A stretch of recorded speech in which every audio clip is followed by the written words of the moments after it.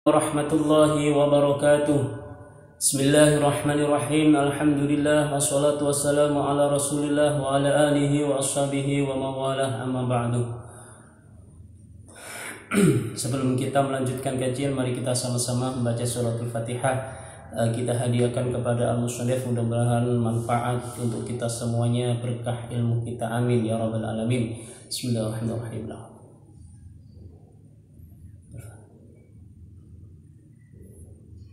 Al-Fatihah.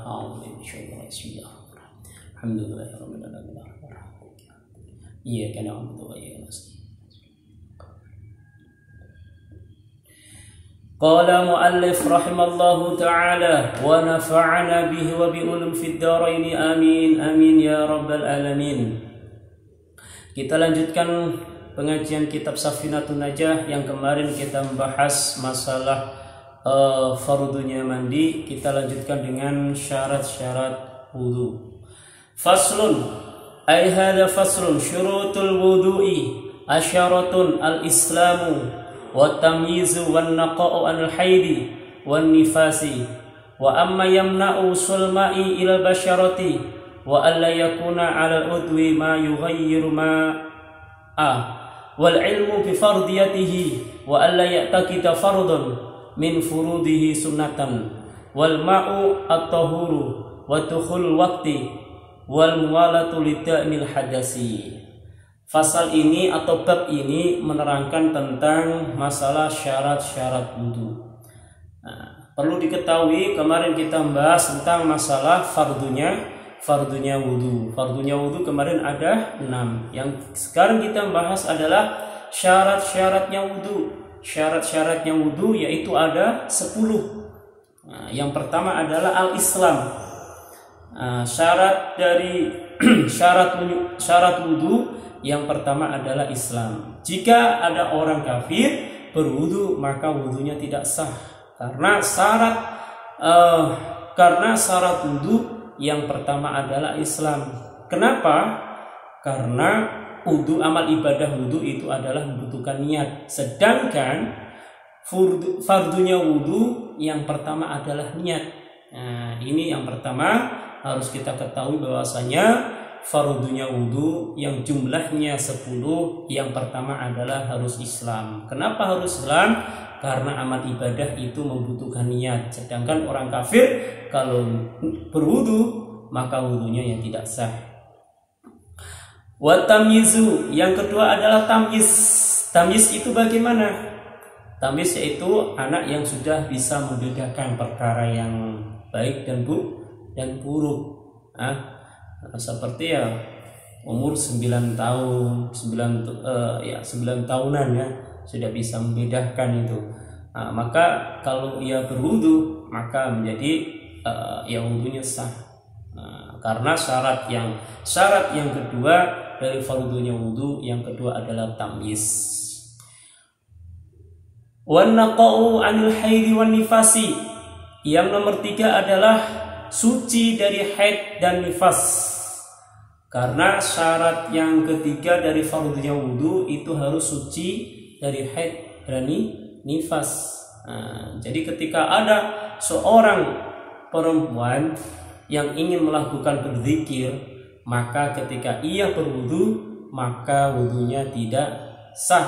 Karena apa? Syarat yang ketiga dari syaratnya wudu itu harus suci dari haid dan nifas. Sedangkan haid dan nifas itu harus ketika bersih wajibnya itu mandi dulu. Ketika dalam keadaan haid dan nifas, ketika seorang perempuan berwudu maka wudunya ini tidak sah. Karena masih najis, hadas, masih hadas, yaitu sedang menyandang hadas besar. Maka ingin suci dan bersih maka ia mandi dulu. Jika ia melakukan wudu maka wudunya tidak sah. Bagaimana kalau mempunyai amalan setiap pagi berzikir, apakah kita wudu? Ya tidak usah wudu. Mungkin membersihkan badannya dan seterusnya, tidak usah wudu, berzikir. Karena apa? Syarat wudu yang jumlahnya ke-10 dari yang nomor 3 yaitu harus suci dari haid dan dan nifas.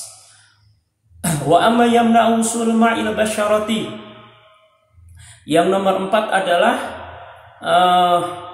perkara-perkara yang tidak boleh yang tidak boleh menyegah air ke kulit, atau suatu perkara yang tidak boleh menyegahnya air ke kulit. Misalnya ada cat ya di tangan kita, wudu ada cat, maka ini adalah perkara yang air ini terhalang oleh suatu perkara. Kalau cat ini tidak dibersihkan, maka ini adalah suatu yang bisa menghalangi air ke kulit, maka wudunya tidak sah. Karena apa?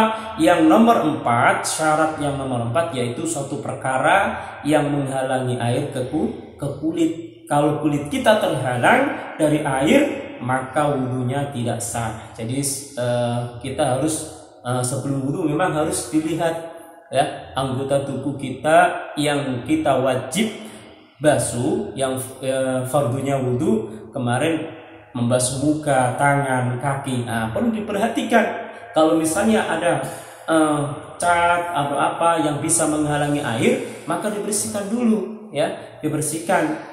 Kalau bersih baru melakukan wudu, karena suatu perkara yang bisa menghalangi air ke kulit ini bisa mengakibatkan wudu kita menjadi tidak sah. Misal juga kotoran-kotoran yang di dalam kuku ini, kotoran-kotoran misalnya kena najis ya, air tidak sampai ke dalamnya kuku, ini juga termasuk air penghalang air masuk ke dalam kulit ya, maka kukunya harus dibersihkan sebelum wudu, dibersihkan supaya apa? Supaya masuk dalam syaratnya wudu yang nomor 4, yaitu harus masuknya air ke dalam kulit kita, tidak ada suatu perkara yang bisa menghalangi sampainya air ke kulit. Jamaah yang rahmati Allah. Kemudian yang nomor 5, wa alla yakuna al-udwi ma yughayyiru al-ma'a. Yang nomor 5 adalah tidak ada suatu perkara atau dalam anggota tubuh yang dibasuh dalam wudu, maka tidak ada perkara yang bisa merubahnya air ke kulit. Saya ulang lagi, yang nomor 5 itu adalah dalam anggota tubuh yang dibasuh ya, seperti muka, tangan, kaki, tidak ada yang bisa merubahnya air ke kulit ya. Misalnya orang itu pakai parfum ya, atau pakai bedak, atau pakai suatu perkara yang bisa merubah sifatnya air ke kulit ya. Makanya kalau habis pakai hand body dan seterusnya dibersihkan dulu, supaya apa? Supaya air yang nempel di kulit, air itu tidak bisa merubah dari sifatnya air. Kalau air bisa berubah dari sifatnya, warnanya, baunya, maka air tersebut wudu kita tidak sah. Jadi yang nomor 5 yaitu air yang jatuh ke kulit ini, air yang tidak bisa, airnya harus mutlak, yaitu tidak bisa merubah dari sifatnya air. Perlu hati-hati seperti kita menggunakan seperti tadi kayak cairan seperti autan ya. Kita pakai autan, pakai hand body, makanya harus dibersihkan dulu ya sebelum wudu. Karena apa? Ditakutkannya air yang menempel ke kulit bisa merubah sifatnya air, maka wudu kita tidak sah. Karena apa? Air tersebut berubah. Kalau berubah berarti berubah warnanya, berubah baunya. Maka ini bisa mengakibatkan air tersebut tidak air mutlak, tetapi air yang bisa merubah karena ada sifat yang merubah dari sifatnya air. Kemudian yang nomor 6, syaratnya wudu yang nomor 6 yaitu wal ilmu fi fardiyati, harus mengetahui fardu. Meyakinkan fardu itu hukumnya adalah wajib. Syarat wudu yang nomor 6 yaitu Mengetahui fardunya wudu itu hukumnya adalah wajib. Wudu itu hukumnya wajib, tidak boleh menganggap wudu itu sunnah, tidak, maka wudunya tidak sah. Yang nomor 6 itu adalah mengetahui kefarduannya wudu. Wudu adalah wajib. Maka kalau menganggap itu sunnah, maka wudunya tidak sah.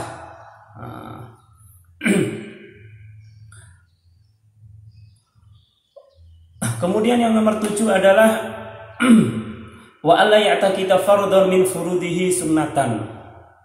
Dan tidak boleh meyakini fardu-fardunya wudu itu sunnah. Ya, seperti membasuh muka, membasuh tangan, mengusap kepala, membasuh kaki, maka itu fardu, tidak boleh dianggap sunnah, kecuali usapan yang kedua, ketiga itu adalah sunnah. Maka kalau orang menganggap bahwasanya membasuh muka, membasuh tangan, mengusap kepala, membasuh muka, kaki, maka itu kalau menganggap itu sunnah, maka wudunya itu tidak sah. Karena apa? Tidak boleh meyakini fardunya wudu seperti membasuh muka, kaki itu tidak boleh dianggap sunnah, maka hukumnya adalah wajib. Ya, itu masuk dalam syarat-syarat wudu. Kemudian yang nomor 8 adalah wal ma'u tahuru. Airnya harus suci, air mutlak, tidak ada ikatan suatu apapun. Air mutlak yaitu air yang tidak berkecampuran atau tidak ada ikatan sama sekali.